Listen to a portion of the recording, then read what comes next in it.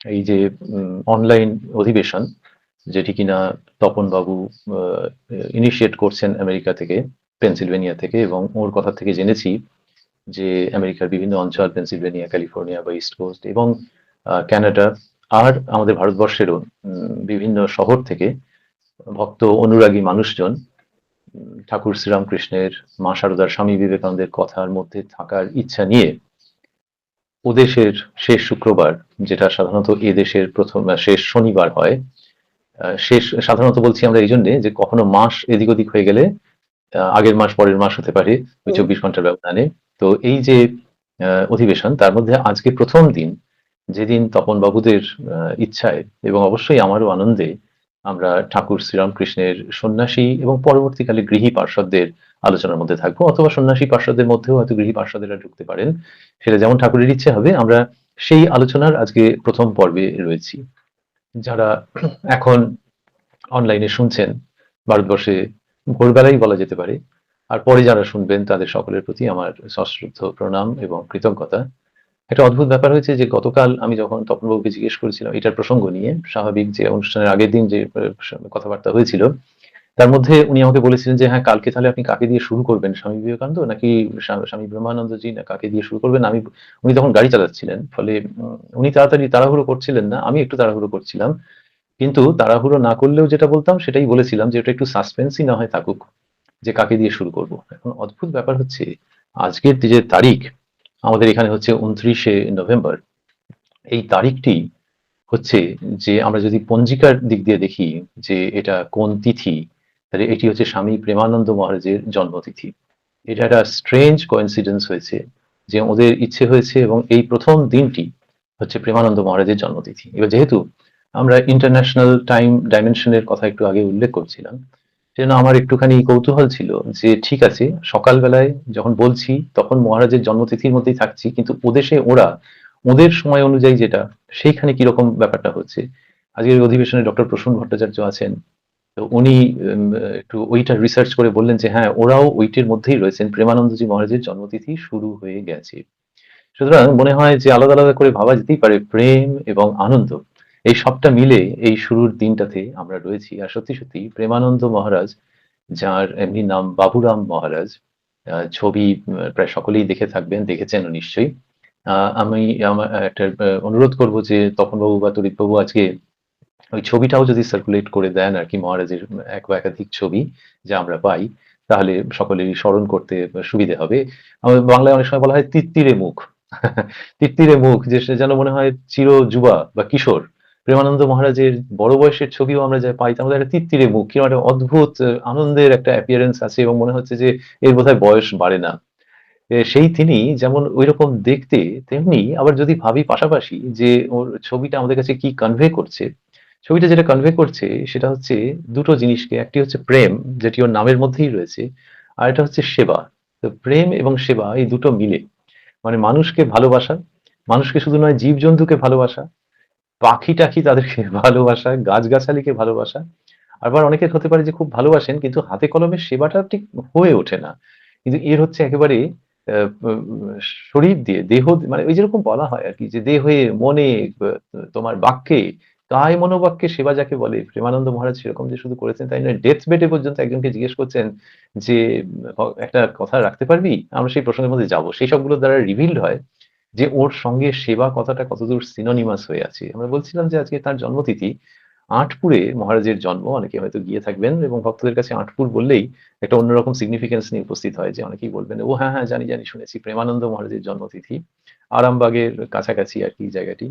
তো বাংলার ১২০০, আমরা এই যে মহারাজের জীবনীর মধ্যে যাব, ঠিক ওইরকম ভাবে ঠিক ইতিহাসের পাতায় একটা রচনার মতো করে যাব না, যদিও এরা ঐতিহাসিক আধ্যাত্মিক ব্যক্তিত্ব, কিন্তু আমরা একটু গল্পের মতো করে যাব। তবু স্মরণ করছি যে ১২৬৮ বঙ্গাব্দের ২৬শে অগ্রহায়ণ মহারাজের জন্ম। সেই দিনটা ছিল 10th ডিসেম্বর 1861। আর আমরা যে তিথির কথা বলছিলাম, চান্দ্র অগ্রহায়ণ শুক্লা নবমী তিথি ছিল। 1861-তে জন্ম, আর স্বামীজির তো কত 1863, তাহলে বিয়োগ করলে 2 দাঁড়ায়, কিন্তু মহারাজের ওই ডিসেম্বর মাসে জন্ম তো, আর স্বামীজির 12ই জানুয়ারি। সুতরাং সত্যি সত্যি ঠিক ঠিক হিসেব করলে 1 বছর কয়েক মাস। তার মানে স্বামীজির থেকে বছর খানেকের বড় স্বামী প্রেমানন্দজি। বাবার নাম তারাপদ ঘোষ, মা মাতঙ্গিনী। এই প্রেমানন্দজির আজকে যে আমরা শুরু করছি এর মধ্যে আরো একটা ব্যাপার আছে। ঠাকুর শ্রীরামকৃষ্ণ কয়েকজনকে বলেছিলেন ঈশ্বর কোটি। ঈশ্বর কোটি মানে ওই ঈশ্বরের ক্লাসের মানুষ, তারা মানুষ হয়ে জন্ম নিয়েছেন কিন্তু ক্লাসটা হচ্ছে ঈশ্বরের, যেন ঈশ্বরেরই সঙ্গী সাথী। সেরকম হচ্ছে আমাদের মতো করে ঈশ্বর কোটিকে বোঝা বা ওই শব্দটিকে বোঝা, আবার এর শাস্ত্রীয় ব্যাখ্যাও আছে, কিন্তু এরা জানো, অনেকে বলে না যে এরা মিনিস্টারের সঙ্গে ওঠা বসা করেন। সেটাকে যদি খুব ভালো অর্থে এবং খুব এলিভেটেড অর্থে নিয়ে আসি তাহলে হচ্ছে ঈশ্বর কোটি, ঈশ্বরের সঙ্গে ওই রকম সম্পর্ক। এইটাই শ্রীরামকৃষ্ণ কয়েকজনের সম্বন্ধে বলেছিলেন যে এ ঈশ্বর কোটি, তার মধ্যে স্বামী প্রেমানন্দজি অন্যতম। তো ঠাকুর শ্রীরামকৃষ্ণের ইচ্ছায়, প্রেমানন্দজির ইচ্ছায় ওই জীবনের মধ্যে আমরা রয়েছি। আর আমরা বলছিলাম যে তীর মুখ, বড় বয়সে দেখো ছোট বয়সে দেখো, ওই রকমই ছোট বয়সে কি হয়েছে যে যখন তরিণবাবুকে থ্যাঙ্কস, এবারে ছোট বয়সে কি হয়েছে, যে যখন তার ভালো করে কথা ফোটেনি সেই সময় কেউ মজা করে বিয়ের কথা যদি বলতো, তো বাচ্চাদের অনেক সময় এরকম বলে, তো মেয়েদের হোক ছেলেদের হোক, একে বললেই সে বাচ্চা চিৎকার করে উঠে বলতো, না বিয়ে দিও না, মরে যাবো মরে যাবো। তখন সবাই হাসাহাসি করতো, কিন্তু সেটা পরবর্তী জীবনে যে ওই রকম ভাবে বাস্তবে সত্য হয়ে উঠবে বা তার মনোজগতের সঙ্গে মিলে যাবে, এই বোধহয় তখন কেউ ভাবেননি। ৮ বছর যখন বয়স তখন এই বাচ্চা কল্পনা করত যে সে একটা সন্ন্যাসীর সঙ্গে বাস করছে, একটা ছোট্ট আশ্রম, নির্জন গাছগাছালি ঘেরা আশ্রম, তাতে সে বাস করছে। আমরা জানলাম কি করে? মহারাজ নিজেই সেটা বলেছেন, নাহলে আর জানবো কি করে যে ওইরকম একটা জায়গাতে সে বাস করছে। এরকম বছর ৮ যখন বয়স তখন সে কল্পনা করছে। এবারে ওই হুগলি জেলার তো, তা ওখানে আর পড়াশোনার কতই বা তখনকার দিনের সুবিধা ছিল। কলকাতায় চলে এলেন। কলকাতায় এসে মেট্রোপলিটন স্কুলে ভর্তি হলেন, যেখানে মাস্টারমশাই হচ্ছেন সেই মাস্টারমশাই অর্থাৎ শ্রীমৎ। শ্রীময়ের নজরে পড়ে গেলেন তিনি। শ্রীময় যে পড়াতেন ক্লাসে, আমাদের মনে হয় যে ওই এ ক্লাস ছেলে খুঁজতেন। যে কিনা একাডেমিক্স এর দিক থেকে ঠিক আছে, কিন্তু অন্য দিক থেকে, তো সেই অন্য দিক থেকে এ ক্লাস ছেলে এই বাবুরাম, এরকম আরো কয়েকজন ছিলেন মাস্টারমশাইয়ের ছাত্র। তো একে তিনি নিয়ে গেলেন ঠাকুর শ্রীরামকৃষ্ণের কাছে। কি অদ্ভুত ব্যাপার! আমাদের বলা হয় না যে অন্নদান, বিদ্যাদান, ধর্মদান, এই যে বলা হয় প্রাণদান, অন্নদান, বিদ্যাদান, প্রাণদান, ধর্মদান। ধর্মদান হচ্ছে সবচেয়ে উপরে। তা ইনি ওই উপরের দিককার, যে বিদ্যাও দিচ্ছেন আবার ধর্মও দিচ্ছেন, মানে সেই পথের সেতু হয়ে কাজ করছেন। পরবর্তীকালে প্রেমানন্দজি কিভাবে শ্রদ্ধা করতেন মাস্টারমশাইকে, দেখিয়ে বলতেন ইনিই তো নিয়ে এলেন ঠাকুরের কাছে, মানে গ্রেটফুল চিরকালের জন্য, এরকম ভাবে বলতেন। আর মাস্টারমশাই নিজেকে ভাবতেন যে তিনি মাধ্যম, শুধু ঠাকুরের ইচ্ছাতেই যার সঙ্গে যার যোগাযোগ হওয়া সেটা হয়ে গেছে। যখন দক্ষিণেশ্বরে নিয়ে এসছেন, আমরা একটু আগে কথামৃতের মধ্যে দক্ষিণেশ্বরের সেই পরিবেশের কথা শুনছিলাম। দক্ষিণেশ্বরে নিয়ে আসাতে ওইখানে বাবুরাম, তিনি দেখে একদম স্টান্ড হয়ে গেলেন। স্টান্ড হয়ে গেলেন যে ওই স্বপ্নে যে দেখেছিলাম, স্বপ্নে বা কল্পনা করতাম যেটা, আরে এই তো সেই জায়গা, একেবারে হুবহু মিলে গেছে। সেই নদী, সেই নির্জন পঞ্চবটী, সেই প্রেমিক পরমহংস। ওই দক্ষিণেশ্বরে তখন তো প্রচুর গাছগাছালি ছিল, আর পাশে মা গঙ্গা, পঞ্চবটী, আর প্রেমিক পরমহংস। প্রেমিকটা জানলেন কি, অত ছোট ছেলে, একটা স্কুলে পড়া ছেলে, তখনকার দিনে খুব বেশি তো বুদ্ধিবৃত্তি অতটা হতো না ইউজুয়ালি, এখন যেরকম সময়ের সঙ্গে সঙ্গে হয়, কিন্তু প্রেমিক বুঝতে বেশি সময় লাগে না। একটু আধটু কথাবার্তা বললেই যে উনি আমাকে খুব ভালোবাসেন। তো সেখানে কল্পনার নদী, পঞ্চবটী, পরমহংস, এই সমস্ত মিলে এত ব্যাপারটা ক্লিক করে গেল যে উনি খুব অবাক হয়ে গেলেন, এবং সেইখান থেকেই ঠাকুর শ্রীরামকৃষ্ণের কাছে তার যাতায়াত। এই যে পর্বটা, সেই পর্বের বেশি খবর আমরা পাই না। তার কারণ সত্যি তখন তো আর অতটা লেখাজোখা থাকতো না, ডে টু ডে অ্যাক্টিভিটিস। কিন্তু ওই ঠাকুরের কাছে আসছেন এবং মাঝে মধ্যে দক্ষিণেশ্বরে থেকেও যাচ্ছেন। এই থেকে যাচ্ছেন যখন, তখন সব অদ্ভুত অদ্ভুত ঘটনা ঘটছে, যে ঠাকুরের যে শিক্ষা তার মধ্যে তিনি আসছেন, এবং দিনে রাত্রে ঠাকুর শ্রীরামকৃষ্ণ কিভাবে জীবন যাপন করেন সেটা দেখছেন। এটাই সবচেয়ে বড়। ঠাকুর শ্রীরামকৃষ্ণ কোথাও তো বলেননি যে তুমি বেদটা খুলে বসো, কি উপনিষদ খুলে বসো, কি রামায়ণ কি মহাভারত আমি সেইখান থেকে শেখাবো, তা তো নয়। উনি শুধু তার নিজের মতো আছেন, তার নিজের মতো রয়েছেন। সে কোন ভোরবেলায় উঠে পড়েন, তারপরে উঠে ঠাকুরদের তার নাম করতে থাকেন, আর আহা হা, সে টিউন কি চমৎকার! একাধিক জন লিখেছেন, এই আমরা আজকে কথামৃতে মাস্টারমশাইয়ের কথা শুনছিলাম, এছাড়াও কতজন লিখেছেন যে সকালবেলায় উঠে যখন ঘরে ওই পটগুলি রয়েছে সেই দিকে তাকিয়ে ভগবানের নাম করেন, কি চমৎকার শুনতে লাগে। তারপর মা গঙ্গাকে দর্শন করেন, করে তারপর আস্তে আস্তে তিনি হয়তো মায়ের মন্দিরের দিকে গেলেন, যেতে যেতে বাঁ দিকে তাকিয়ে অ্যাট রাইট অ্যাঙ্গেলস তিনি ওইরকম বলতেন বিষ্ণু মন্দির, সেই দিকটাতে হয়তো প্রণাম জানিয়ে তিনি মায়ের মন্দিরের দিকে গেলেন। এই তো সারাদিন তিনি যা করছেন, তিনি যেভাবে ভাবস্থ থাকছেন, তিনি যেভাবে অল্প অল্প করে ঠাকুরের কথা বলছেন, ভগবানের কথা বলছেন, এইটা পড়লে, দেখলে পর এটাই হচ্ছে জীবনটাকে পড়া, টু রিড আ লাইফ। তখন আর মনে হয় যে বইপত্র থাক, পরে দেখা যাবে। বইপত্রের গুরুত্ব আছে, কিন্তু এইরকম জীবন দেখতে পাওয়া, তো বাবুরাম ওই যে পর্বটা কাটাচ্ছেন, তাতে তার জীবনের সবচেয়ে বড় শিক্ষা লাভ হচ্ছে। আর ঠাকুর শ্রীরামকৃষ্ণ খুব লক্ষণ দেখে চিনতে পারতেন। তিনি ওই লক্ষণ দেখে তখনই বলেছিলেন যে মা যাদের ঈশ্বরকোটি বলে দেখিয়ে দিয়েছিলেন এ সেই তাদেরই একজন। তার সব কথার মধ্যেই ওটা ছিল যে মা ভবতারিণীর ইচ্ছাতেই সবকিছু হচ্ছে। তো বলছেন মা দেখিয়ে দিয়েছিলেন আর এই ছেলে সেই। আরেক জায়গায় বলছেন যে ও আমার দরদি। এগুলোর তো ব্যাখ্যা আমরা আমাদের মতো ভাবতে পারি। তিনি কেন বলেছিলেন তিনিই জানেন। কিন্তু ও আমার দরদি অর্থাৎ শ্রীরামকৃষ্ণ আমরা অনুমান করতে পারি যে শ্রীরামকৃষ্ণের ভাবটা তিনি সব বুঝবেন। বলছেন যে ওই ছেলেকে তিনি ভাবে দেখেছিলেন দেবী মূর্তি, গলায় হার, সখী সঙ্গে। পুরুষ শরীরে বাবুরাম মহারাজ, কিন্তু শ্রীরামকৃষ্ণ বলছেন যে আমি দেখেছি দেবী মূর্তি, হার পরা আর সঙ্গে সখীরা রয়েছে। এগুলো সব অসামান্য কানেকশনস। আর তার চরিত্রটা কিরকম ঠাকুর শ্রীরামকৃষ্ণই বলেছেন, এগুলো বিভিন্ন সময়ে বলা। বলেছেন নৈকস্য কুলীন, হাড় পর্যন্ত শুদ্ধ। মানে আমরা বলি না হাড় মজ্জা মাংস এই সমস্ত বলি, তো একেবারে কোর পর্যন্ত, অর্থাৎ কোনো সংস্কার নেই অশুদ্ধ কিছুর। তো বললেন যে নৈকস্য কুলীন, হাড় শুদ্ধ। ঠাকুর শ্রীরামকৃষ্ণের কাছে যারা গেছেন তার শ্রীমুখের বাণী শুনেছেন ঠিক আছে, কিন্তু তাকে ব্যক্তিগতভাবে সেবা করা, তার শ্রীচরণ স্পর্শ করা বা তার একটু গায়ে কি পায়ে হাত বুলিয়ে দেওয়া, এইটার অধিকার সকলে পেতেন না। উনি খুব ভদ্রভাবে ওইটা বারণ করতেন, করতে দিতেন না। বড়রা বলেছেন যে তার এত সাত্ত্বিক দেহ ছিল যে সকলের ওই স্পর্শ ওর সহ্য হতো না। এই যে বাচ্চা ছেলে বাবুরাম, তার এমন অবস্থা যে সে যখন ঠাকুর শ্রীরামকৃষ্ণকে হাওয়া করছে, ওই তখন মশারি টাঙানো থাকতো তো, আর গরমকালে আগের যে মশারি তাদের রীতিমতো গরম হতো, তো সেই মশারির মধ্যে বাবুরাম হয়তো ঠাকুরকে হাওয়া করছে, করতে করতে বাচ্চা ছেলে শুয়ে মানে ঘুম এসে গেছে। তখন ঠাকুর শ্রীরামকৃষ্ণ উঠে বসে তাকে শুইয়ে দিয়েছেন, দিয়ে মশারির চারিদিক বন্ধ করে দিয়েছেন। এমনও হয়েছে যে মশারির ভেতরে শুইয়ে দিচ্ছেন, এইটাই অন্যদের সঙ্গে হতো না। তাহলে ওই যে বাচ্চা ছেলে, তাকে ঠাকুর শ্রীরামকৃষ্ণ একেবারে মায়ের মতো দেখছেন, এইরকম ভাবে সময়টা যাচ্ছে। কলকাতায় যিনি থাকতেন কিছু একটা অ্যারেঞ্জমেন্ট ছিল, আমরা সেটা পুরোপুরি জানি না। যে হুগলির ওখানকার ছিল তো, তাহলে কলকাতাতে একটা টেম্পোরারি কিছু ব্যবস্থা কিছু ছিল। তো বাবা মা হয়তো মাঝে মাঝেই আসতেন, এরকম কিছু একটা ছিল। একটা সময় ঠাকুর মাতঙ্গিনী অর্থাৎ তার মাতৃদেবীকে রিকোয়েস্ট করলেন যেন তার কাছে প্রেয়ার করলেন। বললেন এ ছেলেকে তুমি আমায় দাও। ওর আরো ভাই বোন ছিল, সব বিখ্যাত। বলরাম বাবুর বাড়ির সঙ্গে তাদের সম্পর্ক হয়েছে ইত্যাদি ইত্যাদি, মানে একেবারে ভক্ত পরিবার বললে খুব কম বলা হয়। কিন্তু বাবুরামের ক্ষেত্রে ঠাকুর খুব এক্সেপশনালি ব্যাপারটা করলেন, সকলের সঙ্গে তো করেননি। ওর মায়ের কাছে প্রার্থনা করছেন এ ছেলেকে তুমি আমায় দাও। মাতঙ্গিনী দেবীও এত উচ্চ ভাবের ছিলেন। ওকে আমাদের প্রণাম দুটো কারণে বিশেষভাবে। আরো কত কারণ থাকতে পারে, একটি হচ্ছে এইটি যে উনি সানন্দে সম্মত হলেন যে এ ছেলে আপনারই, এরকম ভাবে বললেন আর কি। তাহলে এ ছেলে আপনারই মানে কি যে ঠাকুর কি তাকে তখন সন্ন্যাসী করে দিলেন, গায়ে গেরুয়া উঠে গেল, তা নয়। কিন্তু এই যে দক্ষিণেশ্বরে থাকছে ঘন ঘন, এটাতে তো মায়ের একটা অনুমতি চাই। তো সেটা মা সানন্দে দিলেন এবং তখন থেকে উনি ঠাকুর শ্রীরামকৃষ্ণের সেবাতে একেবারে ছায়া সঙ্গী যাকে বলে সেই রকম হয়ে গেলেন বাবুরাম মহারাজজি। এরপরে আমরা ওই কাশীপুর আর আমরা এরপরে দক্ষিণেশ্বরের পর শ্যামপুকুর আর কাশীপুরের যে পর্বত, তা সেটা আর আলাদা করে কিছু উল্লেখ করছি না। কাশীপুরটা তার মধ্যে একটুখানি বিশেষভাবে উল্লেখযোগ্য যে ওই সময় ঠাকুর শ্রীরামকৃষ্ণের যে শরীর খারাপ, তার জন্য সব পালিয়ে পালিয়ে যাচ্ছিল। অনেক ভক্ত মানুষ তারা ভেবেছেন কি যে এনার যখন এরকম শরীর খারাপ তাহলে ইনি কি আর স্পেশাল কেউ?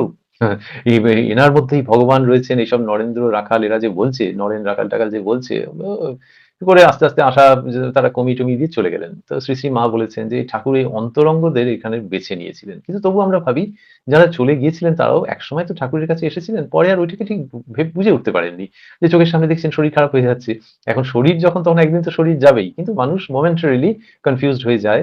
ওই সব সময়ে যারা শ্রীরামকৃষ্ণের সঙ্গে থেকেছেন তাই নয়, শ্রীরামকৃষ্ণকে আরো বেশি করে ভালোবেসেছেন এবং তাঁর অদর্শনের পর যাদের মনে হয়েছে যে বাড়ি ফিরে যাওয়ার আর কোনো মানে হয় না, তাদের মধ্যে এই বাবুরাম অন্যতম। তিনি থেকে গেলেন এবং কি হলো যে ওই বরানগরে স্বামী বিবেকানন্দ যে আস্তানা গড়লেন, যে এইসব ছেলেরা এসে একসঙ্গে থাকবে, বলা হয় যে সেটা প্রথম শ্রীরামকৃষ্ণ মঠ। তো সেইখানে মঠ মানে একটা ভাঙা বাড়ি, এমনিতে ভাঙা বাড়ি মানে যাচ্ছে তাই অবস্থা, যে যে কোনো সময়তে পড়ে যেতে পারে। তো সেইখানে হচ্ছে এরা গিয়ে একত্র হলেন এবং সেই বরানগর মঠে আহ, বাবুরামের নতুন জীবন শুরু হলো under the stewardship of Swami Vivekananda দেন নরেন্দ্রনাথ। এইখানেতে হয়েছে। এবারে আমরা বলছিলাম যে বাবুরাম জননীর কাছে আমাদের কৃতজ্ঞতা এবং তাকে আমাদের প্রণাম আরেকটি বিশেষ কারণে, সেটা হলো যে এই ঠাকুরের সন্তানদের উনি একবার নেমন্তন্ন করলেন। তাহলে ততদিনে উনি জানেন যে এই ছেলে ঘরে থাকবে না, কিন্তু তিনি এমনই চরিত্রের মা যে তাতে কোনো দুঃখ টুক্ষ কিছু নেই। এদের সকলকে ইনভাইট করলেন এবং সেটা কিছুটা বইপত্র পড়লে মনে হয় যে পিকনিকের মতো, যে শীতের সময়তে আর ওইখানে হাড় কাঁপানো শীত পড়ে, তা তোমরা সব এসো। ওরা ৯ জন গেলেন আঁটপুরে এবং বেশ শীত তো, রুম হিটার নেই, কিছু নেই, কিন্তু খুব আনন্দ করে তারা রয়েছেন। এবার একটা রাত্রির বেলা একদিনকে কি হয়েছে যে ওরা নরেন্দ্রনাথ ব্যবস্থা করেছেন যে ধুনি জ্বালানো হবে, আর ধুনি জ্বালিয়ে তার চারপাশে এরা সব দাঁড়িয়েছেন যে বেশ গায়ে ইয়ে আসছে, গরমটা আসছে, বেশ আরাম হচ্ছে। এই সময় নরেন্দ্রনাথ হঠাৎ করে যীশু খ্রিস্টের কথা বলতে আরম্ভ করলেন এবং জিসাস ক্রাইস্ট, তার যে শিষ্যরা এবং পার্টিকুলারলি যীশু খ্রিস্টের ত্যাগের জীবন, তার শিষ্যদেরও তাই, ত্যাগ বৈরাগ্যের জীবন। এবং নরেন্দ্রনাথ জানতেন যে কি করে একটা কাহিনীকে বলা যায়, যে সেটাকে কি করে জীবন্ত করে তোলা যায়। এইটা যখন বলছেন তখন এই যুবকদের মনের মধ্যে এমন একটা অবস্থা হলো যে যীশুখ্রিস্ট এবং তার অনুগামীরা, সাধু সন্ত যারা, তারা যেভাবে ত্যাগ করেছেন আমরা কি সেটা পারবো না? ওদেরও তো ভেতরে ওইরকম ভাব, নাহলে এরকম একটা বরানগরের ডিলাপিডেটেড হাউসে কেউ থাকে নাকি? তো ঈশ্বরের জন্য সর্বস্ব ত্যাগের সংকল্প যেটা মনের মধ্যে ছিল, ওইখানে এমন হয়ে গেল যে নরেন্দ্রনাথ রয়েছেন এবং ওইরকম জ্বলন্ত ভাষায় বর্ণনা করছেন আর সামনে দাউ দাউ করে ধুনির আগুন জ্বলছে। তো সেই যে ধুনির আগুন জ্বলছে, ওখানে ওরা মনে মনে নিজেদের জীবনের সমস্ত এই মেটেরিয়াল যে চাহিদাগুলো আছে, কামনা বাসনা, সেগুলো সেই ধুনির আগুনে তারা মনে মনে আহুতি দিতে থাকলেন। যজ্ঞে কত রকমের আহুতি দেওয়ার প্রচলন আছে তো, এরা ওই মনের যে সমস্ত এই বাসনা টাসনাগুলো যেগুলো মানুষকে বেঁধে রাখে, সেগুলো ওই ধুনির আগুনে আহুতি দিতে লাগলেন। এবং সেদিনই সংকল্প করলেন যে তারা কোনো মতে বাড়ি ফেরত যাবেন না, তারা ওই সন্ন্যাসী হবেন। এইখান থেকে ওরা বারবার বলেছেন যে ওই আঁটপুরেই আমাদের সমস্ত সংকল্প এই সন্ন্যাস জীবনের। এর এই ঘটনাটা ঘটবার অনেকদিন বাদে তারা জানতে পেরেছিলেন। তারাই বলেছেন যে মাচ টু দেয়ার সারপ্রাইজ, তারা জানতে পেরেছিলেন যে ওই দিনটা ছিল 24th ডিসেম্বর, অর্থাৎ ক্রিসমাস ইভ, যীশু খ্রিস্টের আবির্ভাবের পূর্ব সন্ধ্যা। তো সেই সমস্তটা মিলেমিশে একাকার কাণ্ড হয়ে আছে। এবারে তারা বরানগরে ফিরলেন এবং তার পরেই এরা সন্ন্যাস গ্রহণ করলেন। এবং এই সন্ন্যাস গ্রহণ যখন করছেন তখন মহারাজের নাম হলো স্বামী প্রেমানন্দ। খুব সম্ভবত নিজেই এই নামটি গ্রহণ করেছেন। আনন্দ দিয়ে কোনো নাম নিতে হবে। তিনি স্বামী প্রেমানন্দ নামে পরিচিত হলেন। এরপরে আমরা চলে যাব বরানগর মঠের থেকে তারা আলমবাজার মঠে গেছেন, যেখানে কিনা স্বামী বিবেকানন্দ বিদেশ থেকে ফিরেছেন। তারপরে বেলুড় মঠ স্থাপিত হয়েছে। নীলাম্বর বাবুর বাগানবাড়িতে একটা টেম্পোরারিলি তারা থেকেছেন যতক্ষণ বেলুড় মঠের কাজকর্ম হচ্ছিল। তারপর বেলুড় মঠে পার্মানেন্টলি শিফট করে চলে গেছেন। এই বেলুড় মঠে গিয়ে প্রেমানন্দ মহারাজজিকে আমরা দেখছি যে তার মধ্যে সেই জোভিয়াল স্পিরিচুয়াল পারসন একবারে ঝকঝক করছে। আর সেই সঙ্গে বাবারে বাবা কি খাটান খাটছেন, ঠাকুর পুজোর মধ্যে রয়েছেন, নতুন সাধু ব্রহ্মচারীদের তিনি শিক্ষাদান করছেন সন্ন্যাস জীবনের যা যা শেখানোর। আবার গোশালায় গিয়ে গোমাতাদের জন্যও প্রচন্ড খাটছেন। তো যিনি পুজো করছেন তিনি আবার পড়াচ্ছেন, তিনি আবার ওরে বাবারে বাবা, মহারাজকে তুমি দেখবে না যে কোনো সময় বোধহয় চুপ করে বসে আছেন। এইরকম হচ্ছে মহারাজের ওই বেলুড় মঠের জীবন। এই সবগুলো বলতে বলতে আমাদের যেটুকুনি সময় আছে তার মধ্যে আমরা একটু বিশেষ করে যাব যে তার জীবনের বিশেষত্বের দিকগুলো। কিন্তু তার আগে ভাবছি যে এই মাইলস্টোন গুলো, স্বামী বিবেকানন্দকে তিনি খুব ভালোবাসেন। ওই যে বলছিলাম আমরা স্বামীজি তার থেকে বছর খানেকের ছোট। স্বামীজির বাণী রচনা খুব করে পড়েছেন একটা সময় থেকে, এবং তাতে তিনি তার জীবনের নতুন গতিপথ দেখতে পেয়েছেন সেটা বলাই বাহুল্য। স্বামীজি খুব করে ইন্সপায়ার করেছিলেন যে পূর্ববঙ্গে যেতে এবং সেখানে হিন্দু এবং মুসলমানদের মধ্যে ঠাকুর শ্রীরামকৃষ্ণের ভাবের কথা বলতে। এগুলো বোঝা যায় যে তখন ভিডিও নেই, কিছু নেই, শুধু গিয়ে কয়েকজন লোকের সঙ্গে কথা বলছেন, কিন্তু হু হু করে সেই সমস্ত সংবাদ রটে যায় তো, যে এইরকম একজন মানুষ এসছেন এবং তিনি এইভাবে কথা বলছেন, কি উদারভাবে কথা বলছেন, যা বলছেন তাতে প্রত্যেকে নিজের ধর্মে গর্বিত বোধ করছে এবং নিজের ধর্মে কিভাবে থাকা উচিত সেই রূপরেখাটা পরিষ্কার হয়ে যাচ্ছে। এইসব করে প্রেমানন্দজি মহারাজ পূর্ববঙ্গে একটা বিরাট দাগ কেটেছেন মানুষের মধ্যে। সেটা তার জীবনের একটা ঐতিহাসিক সত্য। কাশী, বৃন্দাবন, অমরনাথ, রামেশ্বর, পুরী প্রভৃতি অনেক তীর্থ মহারাজ দর্শন করেছেন এবং অবশ্যই দর্শন করেছেন মহাতীর্থ জয়রামবাটি। শ্রী মাকে যে তিনি কি চোখে দেখেছেন তিনিই জানতেন। কিন্তু অল্প কয়েকজন যারা শ্রী মায়ের উপরে ঐরকম বিশুদ্ধ আলোকপাত করেছেন যে এই মা কে জানো, তাদের মধ্যে অন্যতম স্বামী প্রেমানন্দজি। স্বামী বিবেকানন্দ বলেছেন মা ঠাকুরুন কি বস্তু তোমরা কেহই বুঝতে পারোনি, পরে পারবে। আর প্রেমানন্দজি বলছেন যে মা যে সমস্ত কাজকর্ম করছেন, ঘর ঝাঁট দিচ্ছেন, এ করছেন ও করছেন, তিনি আসলে কে, এটা একটা চিঠিতে লিখেছেন, সেটা বিখ্যাত। তার অংশবিশেষ হচ্ছে এরকম: গৃহীদের, মহারাজ লিখছেন, গৃহীদের গার্হস্থ্য ধর্ম শেখাতে রাজরাজেশ্বরী সাধ করে কাঙালিনী সেজেছেন। যে বিষ নিজেরা হজম করতে পাচ্ছি নে, সব মার নিকট চালান করে দিচ্ছি, মার নিকট চালান দিচ্ছি। মা সব কোলে তুলে নিচ্ছেন। অনন্ত শক্তি, অপার করুণা। এইটি বাবুরাম মহারাজ বলছেন বা প্রেমানন্দজি শ্রী শ্রী মা সম্পর্কে এইটি অন্যতম আই ওপেনার। এই যে এখন যে আমরা শ্রী শ্রী মাকে চিন্তা করি তার তো কতগুলো উপাদান রয়েছে, মায়ের জীবনী রয়েছে, তার সঙ্গে কতগুলো আলো ফেলা যে আরে এই দিক দিয়ে দেখো, এই দিক দিয়ে দেখো, এই দিক দিয়ে ভাবো। এই বাবুরাম মহারাজ খুব জোরালো আলো ফেলেছেন কিন্তু ভারী মিষ্টি ভঙ্গিতে, যেখানে তিনি বলছেন যে মা কাঙালিনী সেজেছেন। সত্যি সত্যি বাড়ির হেন কাজ নেই যেটা উনি করেছেন জয়রামবাটিতে পরে উদ্বোধনে। আর সেই গ্রামের পরিবেশের মধ্যে একজন হয়তো দাওয়াটা ঝাঁট দিচ্ছেন, তারপরে ভক্তদের জন্য রান্না করছেন, তারপরে বাসন মাজছেন। আর এই তো সাধারণ না, সাধারণ নয়। তিনি বলছেন মানে সাধারণ মানে লোকে মনে করতে পারে যে পায়াস লেডি, ব্যাস এই পর্যন্ত ঠিক আছে। কিন্তু উনি বলছেন যে রাজরাজেশ্বরী সাধ করে কাঙালিনী সেজেছেন। এই যে রাজরাজেশ্বরী কথাটা বললেন এটা এত চমৎকার যে হ্যাঁ, আবার শ্রীরামকৃষ্ণ একদম অন্য উপলক্ষে বলেছিলেন। মানে ওইটা বাবুরাম মহারাজ জানতেন কিনা আমরা তো জানি না। কিন্তু শ্রীরামকৃষ্ণ মা শারদাকে সম্বন্ধে বলেছিলেন, মা শারদা যখন বলছেন যে আমি তোমার কে, তখন বলেছিলেন যে মা মন্দিরে আছেন, আর যিনি নহবতে আছেন আর এই শরীরের জন্ম দিয়েছেন, আর যিনি এখন পদসেবা করছেন, সব এক বলে দেখতে পাই। আর এখানে আমরা দেখছি বাবুরাম মহারাজজি বলছেন রাজরাজেশ্বরী সাধ করে কাঙালিনী সেজেছেন। বিভিন্ন রকমের রোগ ভোগ কিন্তু টেম্পোরারি মানে শর্ট শর্ট পিরিয়ডের জন্য সেটি হতে হতে ৫৭ বছর বয়সে ১৯১৮ সালে বাবুরাম মহারাজ বা প্রেমানন্দজি দেহত্যাগ করলেন। ১৯১৮ যখন আমরা বলি আমার অন্তত সেরকম মনে হয় যে এখন কত ২০২৫, কেউ যদি বলে ১৬৭৩ সালে একটা হয়েছিল আমরা তখন বলবো যে বাবা অনেক আগের তো ঘটনা। কিন্তু আমরা যারা এই অনলাইন মিটের মধ্যে রয়েছি বা ভবিষ্যতে যারা শুনবেন, যদি ১৯১৮ বলা হয় তাহলে মনে হয় তো খুব একটা বেশি দূরের নয়, কাছাকাছিরই তো ঘটনা। সত্যি, সত্যিই তাই যে আমরা খুব ভাগ্যবান এবং ভাগ্যবতী যে যাদের কথা নিয়ে আলোচনা করছি they are very close to our times, they are very close to our mindsets, they are very close to our real life problems and challenges.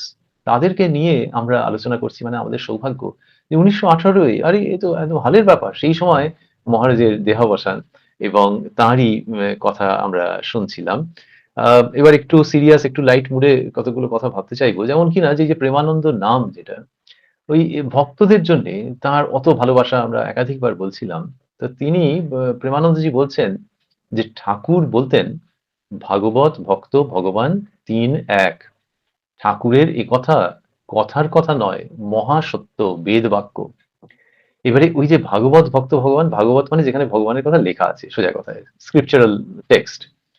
তারপরে ভক্ত, তারপরে ভগবান। আচ্ছা, যদি ভাগবত আর ভগবান এক বলা হতো সেটা একরকম ঠিক আছে। কিন্তু এর মাঝখানে ভক্ত বসে রইলেন মাঝখানে চুপটি করে যে তিনিও একই। ঠাকুর শ্রীরামকৃষ্ণ যে বলেছেন এবং মহারাজ স্মরণ করাচ্ছেন, তাহলে ভক্ত এবং ভগবান একই। এই যে শাস্ত্রের কথাগুলো আমরা কি করি, আমি যদি আপনাকে একটা বই পড়তে দিই, আমার খুব ভালো লেগেছে। আ আমারই বই ধরা যাক। এবারে আমি কি করলাম আপনাকে দেওয়ার সময় একটা জায়গায় হয়তো হাইলাইট করে দিলাম, কয়েকটা জায়গা। যে বইটা পড়বেন আর এই জায়গাগুলো মিস করবেন না কিন্তু, হাইলাইট করে দিলাম।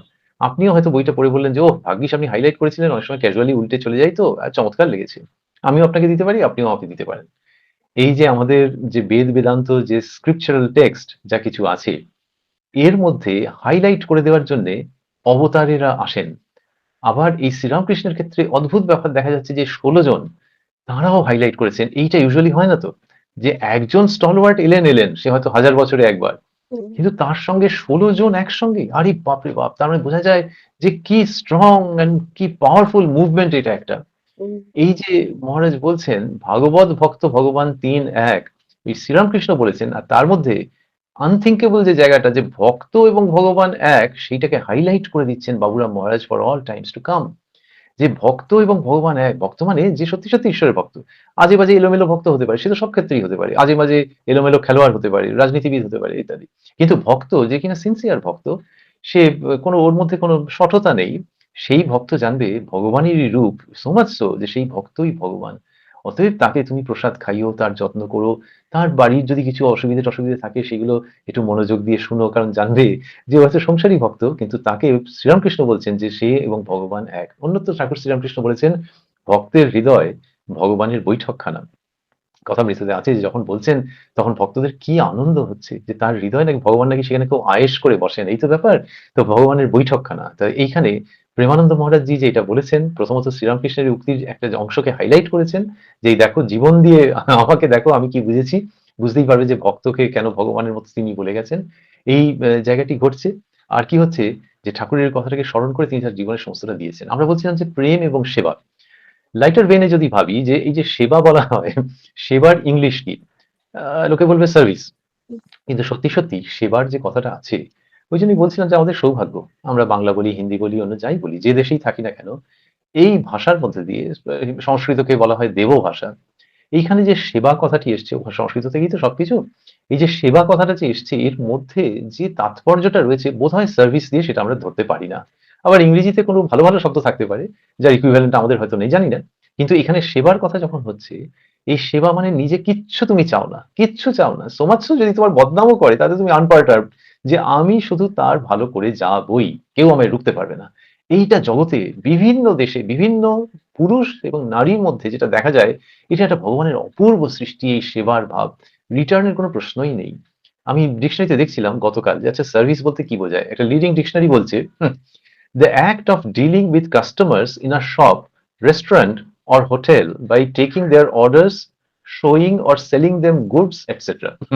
এখন সার্ভিসের থেকে হোটেল রেস্টুরেন্টে পর্যন্ত চলে গেছে, showing or selling them goods, এটা জানি তো। আর আমরা তো বলে থাকি যে এই মোবাইল কোম্পানি এদের সার্ভিসটা যা তা হয়ে গেছে। হ্যাঁ, এখন সার্ভিস মানে আপনি আমি পেমেন্ট করছি রীতিমতো, এবং বলে ট্যারিফ। আমার শব্দটা শুনলে খুব মজা লাগে, যে ওটা অতটা তারিফ করার মতো কিনা জানি না, কিন্তু বলে ট্যারিফ। তো এইবারে এই যে ট্যারিফ, তো সেটা আবার বেড়ে বেড়ে যায়। হ্যাঁ, ভারতবর্ষের লোকে বলে উফ কত টাকা দিয়ে শুরু করেছিল, এখন দেখো কি অবস্থা করে ছেড়েছে। সুতরাং সার্ভিস যখন, তার সঙ্গে তোমাকে পেমেন্ট করতে হবে, এবং টাইম টু টাইম তার আবার আপওয়ার্ড রিভিশন হবে। তাহলে আর যদি কেউ বলে ফ্রি সার্ভিস, তখন ঠিক আছে, একটুখানি কাছাকাছি জায়গায়। সেলফলেস সার্ভিস তখন কাছাকাছি জায়গায় গেল। কিন্তু ওই সুন্দর রিদমিক শব্দ, যে ছন্দময় যেন মনে হয় সেবা, তার মধ্যে যেটা ধরা আছে, সেইগুলো পেতে গেলে আমাদের আবার ওই মহারাজের জীবনের মধ্যে ফিরতে হয়। সার্ভিস সম্পর্কে আরো মজার ব্যাপার হচ্ছে কিরকম, যে কাস্টমার সার্ভিস। এখন এই কাস্টমার সার্ভিস, সেটার জন্য তোমাকে তার গ্রাহক হতে হবে। আর একটা ভেবে দেখবেন যে সার্ভিসের সঙ্গে আরেকটা শব্দ জুড়ে গিয়ে সে কিরকম কিরকম হয়ে যায়, যখন লোকে বলে সার্ভিস ট্যাক্স। তো এই সার্ভিসের জন্য আবার ট্যাক্সও দিতে হবে। তো এইটা হচ্ছে মহারাজের ক্ষেত্রে কোনো ট্যাক্স ফ্যাক্সের ব্যাপার নেই। এবং তিনি ওই ওই সেবা সেবা শব্দটাকে নতুন ভাবে যেন তিনি তুলে ধরছেন, যে সেবা একে বলে। এবার মাস্টারমশাই যখন ছাত্রছাত্রীকে পড়াচ্ছেন, মা যখন সন্তানকে দেখছেন, শ্বশুর শাশুড়িকে দেখছেন, পুরুষ মানুষটিও সন্তানকে দেখছেন, শ্বশুর শাশুড়িকে দেখছেন, নিজের বাবা মাকে দেখছেন, সমস্ত ক্ষেত্রে এই সেবা, সেইটাকে নিয়ে এসে যতটা ভাবা যাবে, আমরা কি সবাই ওর মতো হব নাকি? কিন্তু ওই আলো দিয়ে পুরো জীবনটাকে চিনে চিনে নেওয়া, যে একে বলে ঠিকঠাক জীবন যাপন করা। প্রেমানন্দজি এক জায়গায় বলছেন যে ভক্তেরা হয়তো সংসারে, ওই যখন বেলুড় মঠে যে এসছে ভক্তেরা, তাদের প্রসঙ্গে বলছেন, ভক্তেরা হয়তো সংসারে কত জ্বালা যন্ত্রণা পেয়ে এসেছে, ওদের যেন সেবার কোনো ত্রুটি না হয়। ভক্ত হাসলে ঠাকুর হাসেন, ভক্ত কাঁদলে ঠাকুর কাঁদেন।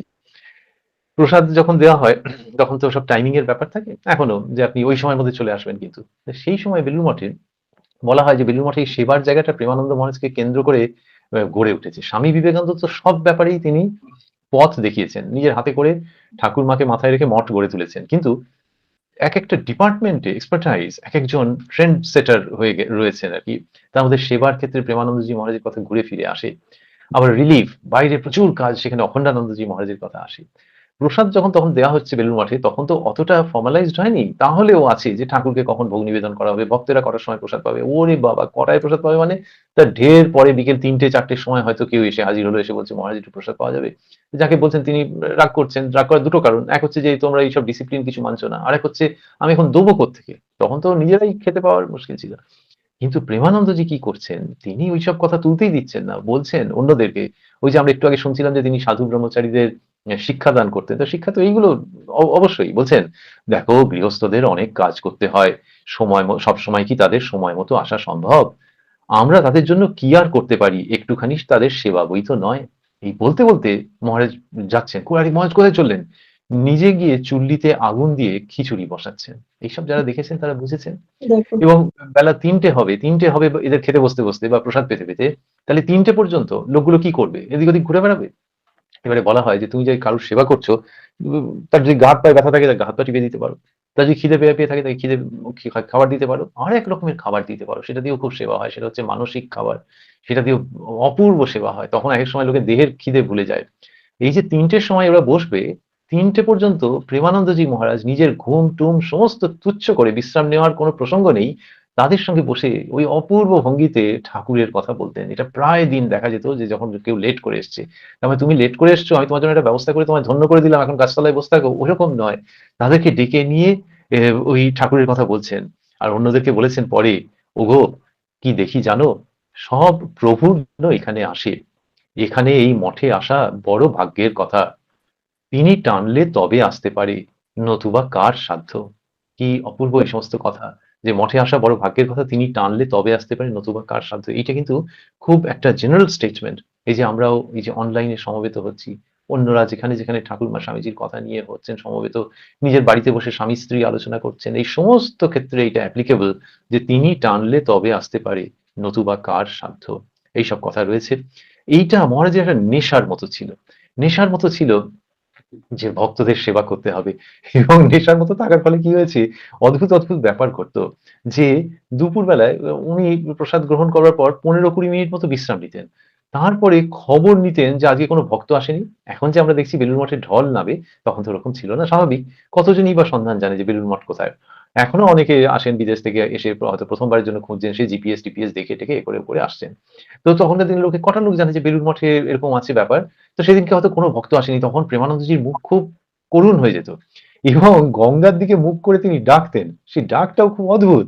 উনি গঙ্গার দিকে মুখ করে, এরা তো খুব মানে রসিক পুরুষ ছিলেন। একটু করুণ ভাবে গঙ্গার দিকে মুখ করে বলতেন, "ভকত আ যাও, ভকত আ যাও", এরকম বলতেন। তো মহারাজ এরকম ভাবে বলেছেন। ওমা প্রায় দিনই দেখা যেত উনি বলছেন যে, তারপরে একটা ওই ছিপ নৌকো, তখন তো আর মোটর ছিল না, বোট। ছিপ নৌকো করে, "ওই দেখো কোত্থেকে আসছে।" তারপর দেখা গেল একটা স্বামী-স্ত্রী সঙ্গে একটা বাচ্চাকে নিয়ে চলে এসছে। মহারাজের ডাকের ঐরকমই ছিল। বলতেন তিনি যে, ঠাকুরকে দেখেছি কতভাবে ভক্তদের আপ্যায়ন করতে, তাই আমাদেরও অভ্যাস হয়ে গেছে। ওই যে ঠাকুর শ্রীরামকৃষ্ণ ভক্তদের আপ্যায়ন করেছেন, আপনারা কথামৃতই যারা পড়েছেন তারা জানেন, অন্যরা পড়ে নিতে পারেন, যে ওই কাশীপুরে একেবারে শেষের দিকে সেইখানে গিরিশবাবু গেছেন, আর ঠাকুর শ্রীরামকৃষ্ণের প্রায় চলবার সময় অবস্থা নেই, হাঁটবার অবস্থা নেই, হামাগুড়ি দিয়ে গিয়ে ওই জলটা নিয়ে গিরিশবাবুকে দিচ্ছেন, তাকে জিজ্ঞেস করছেন যে, একটু কচুরি খাবে, আনিয়ে দেবো? তো প্রেমানন্দজি বলছেন যে, আমাদেরও অভ্যাস হয়ে গেছে। এবং এমনকি তিনি রোগশয্যায় যখন তখনও ব্যাকুল হয়েছেন, কেউ যখন অ্যালার্ট করেছেন যে, "মহারাজ আপনার এতটা ব্যস্ত হওয়া উচিত নয়।" তিনি বলছেন, "এ আমার স্বভাব। ভক্তদের সেবা ও ঈশ্বরের পূজা এক জিনিস।" একবার ওই খাওয়া-দাওয়ার পর মহারাজের ওই যে রেস্টিং এর টাইম, সেই সময় একজন বৃদ্ধ মানুষ এসছেন। সঙ্গে নাতিকে নিয়ে এসছেন। আরো বোধহয় ১ জন ২ জন ছিলেন। এবার নাতিকে যে নিয়ে এসছেন, প্রেমানন্দ ওই যে ঠাকুর শ্রীরামকৃষ্ণ দেখলেন না, দেবী মূর্তি, গলায় হার, তো ওই মাতৃমূর্তি আসলে। প্রেমানন্দজি মহারাজের নজর গেছে এই বাচ্চার ছেলেটার দিকে। বলছি, "এ কি খাবে?" তো দাদু বলছে, "মহারাজ ব্যস্ত হবেন না, ব্যস্ত হবেন না", বললে হবে, ব্যস্ত হবে না? বলে উনি ঠাকুরের জন্য যে দুধ রাখা আছে, সেইটি মনে মনে ঠাকুরের জন্য কিছুটা আলাদা করে রেখে বাকিটা নিয়ে চলে এলেন এই বাচ্চাটির জন্যে। এই মানে তার দাদুর খেয়াল নেই, স্বাভাবিক। তো সে ভাবছে মহারাজদের কাছে এসেছি, তারা বিব্রত হচ্ছে, কিন্তু উনি সেই দুধ নিয়ে এলেন। এইবার একেবারে দুধের শিশু বলতে যা বোঝায়, সেই বয়সের একজনকে এনেছে। এখন ও তো খায় ঝিনুকে করে। তাহলে ওকে কি করে কাপে করে দেবো, না গ্লাসে দেবো, না কি করব? উনি ইম্প্রোভাইজ করে ওই চায়ের চামচ সেইটিকে নিয়ে আস্তে, আস্তে আলতো, আলতো করে সেই বাচ্চার মুখে ঢেলে দিচ্ছেন। এই সমস্ত দৃশ্য যখন হচ্ছে, তখন আমাদের মনে হয় যে দেবতারাও বোধহয় আনন্দ করেছেন, ঠাকুরমা তো বটেই। আ মুসলমান ভদ্রলোক মঠে এসেছেন এবং তিনি প্রসাদ পেয়েছেন। তারপরে আমরা খেয়াল রাখছি, এটা সেই সময়কার ঘটনা তো। এই ১৯০০ সালের কাছাকাছি রাফলি যদি ভাবি, তাহলে তখন তো ওইসব জাতপাতের ব্যাপার তো সাংঘাতিক। তো সেইখানে অন্যরা ওই মুসলমান ভদ্রলোক প্রসাদ পাওয়ার পর ইতস্তত করছে যে, এঁটো কে পরিষ্কার করবে? মহারাজ নিজে হাতে মুসলমান ভদ্রলোকের বা ভক্তের এঁটো পরিষ্কার করেছেন। তো উনি থাকলে হয়তো মানে সে সামনে আলোচনা হলে বলতে পারছে যে, ঠিক আছে, অনেক হয়েছে, হিন্দু মুসলমান ওইসব ছাড়ো, ভক্তের এঁটো পরিষ্কার করে দিতে কি হয়েছে? হুম, এইবার এই ভক্তের মধ্যে আবার কিরকম, যে উচ্চপদস্থ মানুষও এসছেন। যেমন এই দাদু নাতি এসে উপস্থিত হয়েছে হঠাৎ করে, তেমনি আবার উচ্চপদস্থ ব্যক্তি তিনি উপস্থিত হয়েছেন, কিন্তু সেও আবার ওই মঠের টাইমিং অত জানেন-টানেন না। এবং এসে যখন বুঝেছেন যে, আরে এদের তো এটা টাইম নয়, তখন নিজেদের মধ্যে ডিসকাস করেছেন যে, একটা হোটেল, আমরা যেরকম লোকে বলে যে হোটেল কিছু আছে কিনা, ওইখানে গিয়ে খেতে হবে। সেইটা একজন ব্রহ্মচারী মহারাজ শুনে ফেলেছেন, যে নিজেদের মধ্যে এরকম ডিসকাস করছে যে, এদেরকে কষ্টে ফেলবো না। বলে গিয়ে মহারাজকে বলেছে। মহারাজ বলে, "হ্যাঁ? হোটেলে যাবে? ডাক, ডাক, ডাক" করে এসে নিয়ে এসতে থাকে। নিয়ে এসে ঠাকুরের ওই যে ভোগ দেওয়া হয়েছে প্রসাদ, সামান্য কিছু ছিল। ওই সে বালতিতে যেমন থাকে না, এবার সে নিচের দিকে, তার সে মেনুটা কি? মেনুটা হচ্ছে ভাত, ডাল, ডিঙো ডাঁটার চচ্চড়ি। এইগুলো ছিল। কিন্তু হ্যাঁ, পরিমাণটা মোটামুটি চলে যায়। আমি সামান্য বললাম, ঠিক বললাম না। মোটামুটি চলে যায়, কিন্তু ওই হচ্ছে আইটেম গুলো। তখন ওরা খাচ্ছেন এবং একজন দেখে অবাক হয়ে গেছেন, যে বাবুরাম মহারাজ বলছেন যে, "আজকে এই আছে, তাই বলে কম খাবেন না যেন, পেট ভরে খাবেন।" মহারাজ এরকম বলছেন। তো তারা খেয়েছেন। এইবার এর অনেক দিন বাদে মহারাজের তখন দেহত্যাগ হয়ে গেছে। সেই ফ্যামিলি এসছেন। এসে অন্য সাধু ব্রহ্মচারীদের কাছে বলেছেন তারা, সেইজন্য এই ঘটনাটি বিখ্যাত হয়ে আছে। তারা বলেছেন, "জীবনে আমরা এমন খাবার, এত স্নেহপ্রীতি মাখা খাইনি। হুম, আত্মীয়স্বজনের বাড়িতে কত ভালো, ভালো জিনিস খেয়েছি।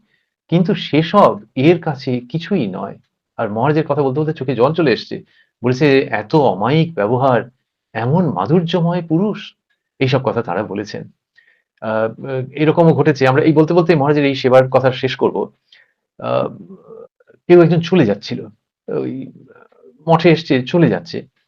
আ বাবুরাম মহারাজ দেখেছেন তাকে। দেখে মনে হচ্ছে যে এই লোকটাকে তো দেখে মনে হচ্ছে প্রসাদ না নিয়ে চলে যাচ্ছে।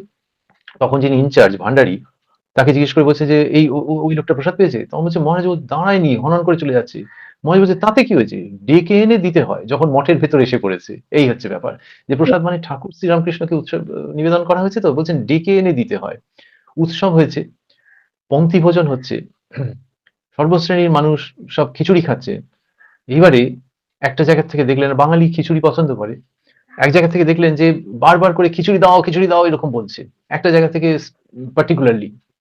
তখন যিনি পরিবেশন করছেন মহারাজ মানে আর ধৈর্য রাখতে পারলেন না। তাকে বললেন, "তুমি কি আর কখনো পরিবেশন করোনি?" তখন তিনি বলছেন সবিনয়ে, "আমি বারবার দিচ্ছি তবু কুলাচ্ছে না। এরা দাও, দাও বলে শুধু গোল করছে।" তখন মহারাজ বলছেন, "আমাদের পেটের ওজনে কি এদের পেটের ওজন করা যায়? জানি না জীবনে কদিন এরা পেট ভরে খেতে পায়। আহা! এদের পেটে যে দিনরাত আগুন জ্বলছে। যাও, যাও বালতিটা এদের এক, এক পাতে ঢেলে দাও। ঠাকুরের প্রসাদ পেট ভরে খেয়ে নিক।" এই বলতে, বলতে তার গলা শুকিয়ে গেল এবং তিনি কেঁদে ফেললেন। এই হচ্ছে মহারাজের অবস্থা। হুম, এবারে এই যে কাউকে সেবা করা হচ্ছে, আমরা এই আলোচনার মধ্যে একটু আনওয়েলকাম হলেও সেই প্রসঙ্গের মধ্যে যাব যে, কারোকে যদি আমি কিছু করি, সে রিটার্ন এ আমাকে কিছু দিতেও পারে। বিশেষ করে সাধু সন্ন্যাসী মানুষ অনেক সময় ওটা করে থাকে। মানে ভক্তেরা করে থাকে। কোন একজন মহারাজ হয়তো কাউকে একজন একটা কিছু সুবিধে করে দিলেন। যে, "ও এটা চাই আপনার? আচ্ছা এই যে নিন এইখানে আছে।" তিনি খুব সেটাতে খুশি হলেন। যাওয়ার সময় মহারাজকে একেবারে জোর করে হাতে একটা অ্যামাউন্ট দিয়ে গেলেন। যে, "মহারাজ এটা কিছু না করবেন না দয়া করে।" তার কারণ তিনি মহারাজের ওই ব্যবহারে অত্যন্ত খুশি হয়েছেন। এইবার এইখানে সাধুর স্ক্রুটিনি আসছে। যে, what to do and what not to do। তিনি বলছেন একজনকে যে, "দেখ, ভক্ত সেবা করলে ঠাকুর তাদের কেমন সেবা নেন, আবার সাধুদেরও সেবা করিয়ে নেন। তোরা কিন্তু নিষ্কামভাবে প্রসাদ দিবি।" এই চমৎকার কথা বলছেন। ওই যে বললেন, সাধুদেরও সেবা করিয়ে নেন। এটা তো ঘটনা সকলেই জানেন যে হুম, এর মধ্যে দোষেরও কিছু নেই। কিন্তু মহারাজ বলছেন অ্যালার্ট থাকতে। অর্থাৎ আপনাদের কাছে ব্যাখ্যা করা নিষ্প্রয়োজন যে কেউ তুমি খুব তার আদর যত্ন করলে এবং সে অড আওয়ার্স এ এসছিল। ওমা! খেয়ে দেয়ে গটগটিয়ে বেরিয়ে চলে গেল আর জীবনেও এলো না। তখন যেন কক্ষনো বলো না যে একটা অকৃতজ্ঞ লোক ইত্যাদি বলো না। হুম, রিটার্ন এর কিছু মাত্র আশা রেখো না। এটা হচ্ছে সাধুর অগ্নি পরীক্ষা। ইংলিশে এমনিতে বলা হয়, "There is no such thing as a free lunch." যে ও ফ্রি লাঞ্চ বলছে পয়সা কোনো না কোনো জায়গা থেকে কাটছে। আমাদের তো জানেন তো সব জায়গায় যে কমপ্লিমেন্টারি ব্রেকফাস্ট। লোকে হুম, বলে কমপ্লিমেন্টারি ব্রেকফাস্ট। আরে বাবা তোমার ওর মধ্যে পয়সা ধরা আছে। তো কমপ্লিমেন্টারি কি যে কোথা থেকে এলো? তো ওই free lunch there is nothing no such thing as a free lunch খুব প্রচলিত শব্দ। কিন্তু coming to such luminaries we do find that there is really something called free lunch, free prasadam এবং সেটা সত্যি, সত্যি যে ঠাকুর যেন ঠাকুরের ভক্ত বা সাধু যেন রিটার্ন এ কিচ্ছু মাত্র আশা না রাখে, তাহলে কিন্তু পুরো ব্যাপারটা নষ্ট হয়ে যাবে। হুম, একবার বলছেন যে এই যে প্রণাম করা, তিনি সেইটা সম্পর্কে বলছেন যে, "ভক্তদের শুধু পায়ের ধুলো দিয়ে কি নিজের পরকালটা খাবো?" এরকম ভাবে শেখাচ্ছেন। যে খুব এসে প্রণাম করে যাবে আর তারপরে প্রণামের পরে একটা দীর্ঘই যোগ করলেই প্রণামী। এইরকম যেন আমার উদ্দেশ্য না হয়। কাশী অদ্বৈত আশ্রমের যিনি হেড চন্দ্র মহারাজ মহন্ত তাঁকে বলছেন ভালোবেসে, "দেখ চন্দুরে, সাধুর থলে দুমুখো হবে। তুমি বেটা যে দেবে থোবে তাকে যত্ন করবে আর যে দেবে না তাকে দেখবে না তা হবে না।" এই একদম কার্ডিনাল প্রিন্সিপলস গুলো মহারাজ দেখাচ্ছেন। তো তাহলে কি ভক্তরা কিছু দেবে না? সে যাকে দেবে দেবে ও কি অফিসে গিয়ে দিক। কিন্তু আমি কিছু করেছি বলে যাওয়ার সময় হাসতে, হাসতে আমাকে দিয়ে গেল। এই হুম, জায়গাটাতে কিন্তু খুব কেয়ারফুল থাকতে হবে। এইরকম মহারাজের মনোভাব এবং তার ভেতরে তার থেকে বোঝা যায় যে ওই যে বাইরে হাসছেন, প্রসাদ দিচ্ছেন, খিচুড়ি বসাচ্ছেন, এসব করছেন কিন্তু ভেতরে, ভেতরে কি তীব্র ত্যাগী, বৈরাগী, বিচারশীল একজন পুরুষ। আবার নিজেকে নিয়ে মজা করছেন। কোন একটা ব্যাপারে রাগ হয়ে গেছে। কি করবেন? এই একটু আগে দেখলাম আমরা যে খিচুড়ি দিতে গিয়ে সে হেজিটেট করেছে। তো এখানে কোন এক জায়গায় রাগ হয়েছে। একজন ব্রহ্মচারী মহারাজকে খুব বকছেন। বকতে বকতে হঠাৎ গিয়ার চেঞ্জ করার জন্য, আপনাদের তো এখন সবই অটোমেটিক হয়ে গেছে ওখানে, এখন তো এখানে আমরা গিয়ার চেঞ্জ করি, তো গিয়ার চেঞ্জ করার মতো হঠাৎ করে বলছেন, নিজেকে নিয়ে নিজে বলছেন, এ আবার কিরূপ প্রেম আনন্দ রে বাবা। তো নিজের নাম নিজের নামকে নিয়েই বলছেন, এই গিয়ার চেঞ্জ সাংঘাতিক, মানে রিভার্স ব্যাক গিয়ারে ফেলে দিয়েছেন, যে প্রেমানন্দ আবার নাকি ব্রহ্মচারীকে বকছে খুব, এইসব করেছেন। মাদ্রাসের ভক্তরা এসছেন এবং মঠের দোতলার বারান্দায় তাদের ঘুম হচ্ছে না, মহারাজ মশারি টাঙিয়ে দিলেন, তাদেরকে হাওয়া করছেন পর্যন্ত, তারা বিহ্বল হয়ে যাচ্ছেন। বৃদ্ধ ভক্ত পরিশ্রান্ত হয়ে এলে মহারাজ ব্রহ্মচারীদের বলতেন তাদের পরিচর্যা করতে। একবার একজন ব্রহ্মচারী মহারাজ কি করেছেন, মঠে বৃষ্টি হয়েছে, বৃষ্টি হতে ওই চটি জুতো যেগুলো আছে সেগুলো তাড়াতাড়ি করে সরিয়ে রাখছেন, যে তাদের সুবিধা হবে, পায়ে করে সব সরিয়ে দিচ্ছেন। তখন প্রেমানন্দজি এসে বলছেন, এই ভক্তের জুতো, বলে একটি জুতো নিয়ে অন্য জায়গায় শিফট করে দিচ্ছেন, দিয়ে বলছেন ভক্তের জুতো মাথায় করে তুলবি। এইরকম ওই ঠাকুরের ভাগবত ভক্ত ভগবান সেটাকে ওই প্রপোর্শনে নিয়ে যাচ্ছেন। আমরা এবার দ্রুত শেষ করব, কিন্তু এই প্রসঙ্গটার মধ্যে আসবো অবশ্য অবশ্য। সেটা হচ্ছে যেই যে বলছিলাম আমরা প্রথমের দিকে, যে মানুষ বটে জীবজন্তু, মঠের গরু, গোমাতা বলা হয়, তাদের সেবা করা প্রেমানন্দজি মহারাজের দৈনন্দিন কাজের মধ্যে অন্যতম ছিল। যাবেনই যাবেন। এবং ওই যে লোকে বলে যে জন্তু জানোয়াররা ভাষা বোঝে, গরুগুলো না, মহারাজের ওরকম ফ্রেইল হেলথ, আমরা এখনো ছবিতে দেখতে পাচ্ছি কি সুন্দর, গরুগুলো লাফিয়ে লাফিয়ে মহারাজের গায়ের উপরে এসে পড়তো। কি আপনারা ভেবে দেখুন যে কি দেবদুর্লভ দৃশ্য। এবং তাদের মধ্যে আদর পাওয়ার প্রতিযোগিতা হতো, কেউ মহারাজের হাত চাটছে, কেউ পা, কেউ মুখ, এইরকম ভাবে গরুগুলো লাফিয়ে লাফিয়ে আসছে। আবার মানে পশ্চিম ভারতের একটি নাগরি গাই ছিল, তার আবার ভালোবাসার এক্সপ্রেশন অন্যরকম, সে এসে মাথা শিং দিয়ে গুঁতো মহারাজকে হালকা করে, তার মানে সেটা হচ্ছে তার ভালোবাসার এক্সপ্রেশন। এবং মহারাজ সকলকে খুব আদর করতেন এই গরুগুলিকে, নিজের হাতে কি করছেন, গাছের ডাল ভেঙে খাওয়াতেন। আর ওই যে কার কি দরকার সেটা যে বুঝতে পারা, এইটা মহারাজের মধ্যে এত বেশি ছিল, যে গোমাতাদের কি দরকার, ওনার যে হাতের লাঠি ছিল প্রেমানন্দজি মহারাজের, ইনসিডেন্টালি লাঠি হচ্ছে একজন সাধুর অন্যতম পরিচয়। এখনকার দিনে আর অতটা দরকার হয় না। আগে হচ্ছে সাধু মানে যার যষ্টি থাকবে, হাতে একটা লাঠি থাকবে, দণ্ড কমণ্ডলু যষ্টি, কমণ্ডল আর কি, হ্যাঁ। তো এইগুলো হচ্ছে সাধুর পরিচয়, তার সঙ্গে এগুলো থাকবে। মহারাজেরও হাতে লাঠি ছিল, সেই লাঠি তাহলে যেমন সন্ন্যাসীর চিহ্ন, তেমনি আবার এই গোশালায় সেই লাঠি অন্য কাজে লাগছে, সে হচ্ছে ওইটা দিয়ে গরুদের গা চুলকে দিতেন মহারাজ। তাহলে এই যে শ্রীরামকৃষ্ণ যে ট্র্যাডিশনটাকে এনেছেন, আমরা we are face to face with such, কি বলবো, মানে এলিভেটেড এনরিচড, যাই বলি না কেন খুব কম বলা হয়ে যায়, যে সন্ন্যাসকে কোন জায়গায় নিয়ে আসছেন। ব্রহ্মানন্দজি মহারাজ বলেছিলেন মাস্টারমশাইকে, যে মাস্টারমশাই, ঠাকুর এবার এসে শিবলোক আর জীবলোকের মধ্যে একটা ব্রিজ তৈরি করে দিয়ে গেছেন। তো ওই লাঠি দিয়ে ওদের গা চুলকে দিচ্ছেন।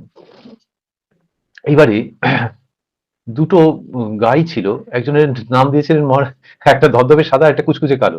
মহারাজ প্রথম জনের নাম দিয়েছেন চন্দ্রী, আর দ্বিতীয় জনের নাম হচ্ছে কালিন্দী। এই সমস্ত নাম দিয়েছেন। তো তাদের গোলগাল চেহারা, ভেলভেটের মতো মসৃণ গা, এবং তারা প্রচুর পরিমাণে অতি সুস্বাদু দুধ দিত। তো মহারাজের খুব পছন্দের ছিল এই দুজন। এইবারের ঘটনাটা হচ্ছে আনএক্সপেক্টেড টার্ন অফ ইভেন্টস, এবং সেটা একটা পরিণতির দিকে। একদিন বিকেল বেলায় মহারাজ গেছেন, গিয়ে সবাই নাম ধরে ধরে ডাকছেন, আর গরুগুলো তার বাচ্চাগুলো ল্যাজ তুলে নাচতে নাচতে ছুটে আসছে, কিন্তু চন্দ্রী আর কালিন্দী এই দুজনে আসেনি। তখন মহারাজের সব খেয়াল থাকতো, ওই যেমন ক্লাসে অ্যাটেন্ডেন্সের মতো। তখন উনি গিয়ে দেখছেন যে ওরা বসে আছে, তখন তিনি মুখে খাবার তুলে দিয়েছেন, তারা খাচ্ছে না দুটোই, এবং গলাটা তুলে মহারাজের দিকে তাকিয়ে নিঃশব্দে কাঁদছে। আপনারা জানেন যে গরুর গলার দিয়ে ওইরকম একটা অদ্ভুত আওয়াজ বেরোয়, কান্নার আওয়াজ বেরোয়। তখন মহারাজ বলছেন, ওরে, এদের বোধহয় কেউ বিষ খাইয়েছে, ঠাকুরের স্নান জল নিয়ে আয়, চরণামৃত নিয়ে আসতে বলছেন। তখন তিনি নিজের হাতে ওই স্নান জল খাইয়ে দিলেন। খাইয়ে দিতে কি হলো, দেখতে দেখতে তারা শুয়ে পড়লো। এবার মহারাজ কাঁদতে কাঁদতে, তখন কোথায় ভেটেরিনারি ডাক্তার, কোথায় কি, একবার একজনের মাথা কোলে নিচ্ছেন, আরেকবার আরেকজনের মাথা কোলে নিয়ে বলছেন, কি করব মা, কি করব, এরকম বলছেন তিনি।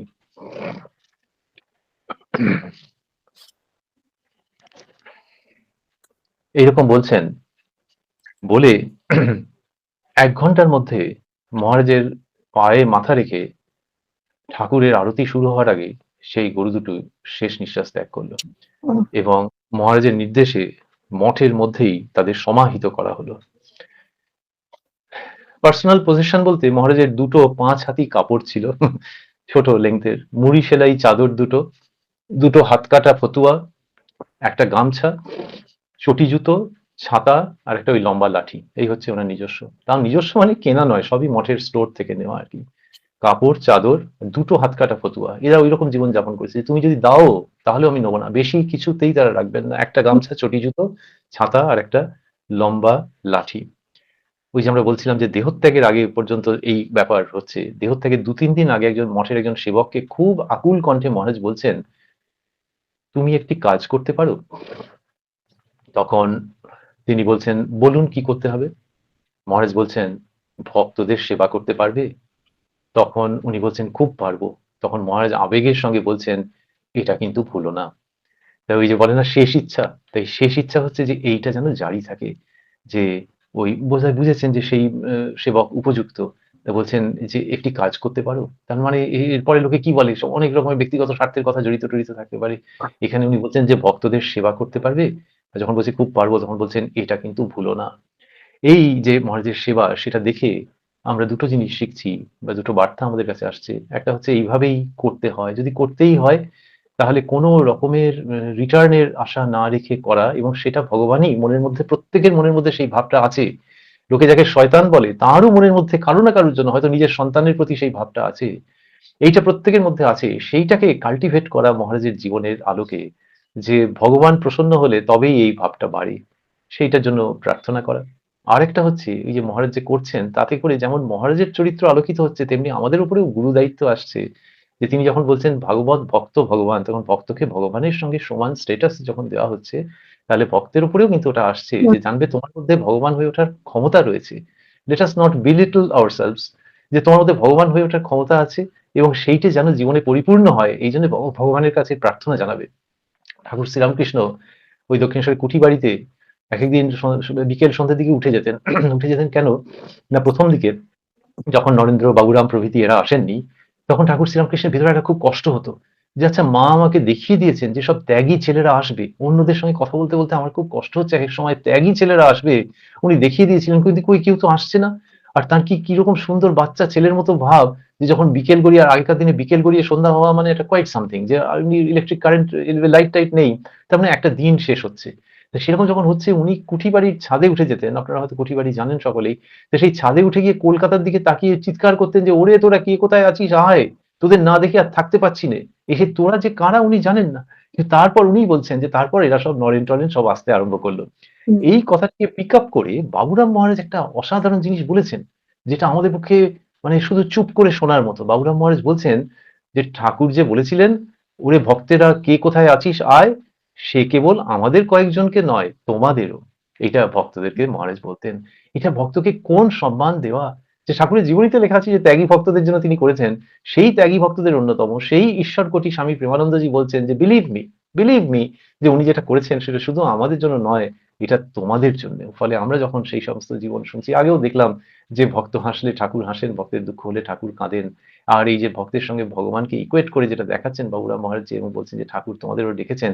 যে দক্ষিণেশ্বরের দিয়ে আজকে কথামৃত দিয়ে পাঠ শুরু হয়েছিল, আবার আমরা দক্ষিণেশ্বরে হ্যাপিলি ফিরে যাচ্ছি, গিয়ে ভাবছি যে কুঠিবাড়ির উপর থেকে সে ঠাকুর ডাকছেন যে তোরা কে কোথায় আছিস আয়। আর প্রেমানন্দজি শেখাচ্ছেন যে সেটা আমাদের সকলের জন্য, যারা আমরা শুনছি বা ভবিষ্যতে যারা শুনবেন তাদের সকলের জন্য ঠাকুরের সেই আহ্বান। সুতরাং সেই আহ্বানকে যেন আমরা ব্যর্থ হতে না দিই। আর এই প্রেমানন্দজি মহারাজের জীবনের অমলিন আলোকে, সেই ডাকে আমরা সাড়া দিয়ে ঠাকুর মায়ের শ্রী পাদপদ্মে ফুল যেমন উইদাউট এনি রেজিস্ট্যান্স ভগবানের পায়ে পড়ে নিজেকে ধন্য মনে করে, আমাদের যেন সেই রকম একটা অবস্থা হয়। এইটা ঠাকুর মা স্বামীজির শ্রীচরণে আমাদের একান্ত প্রার্থনা।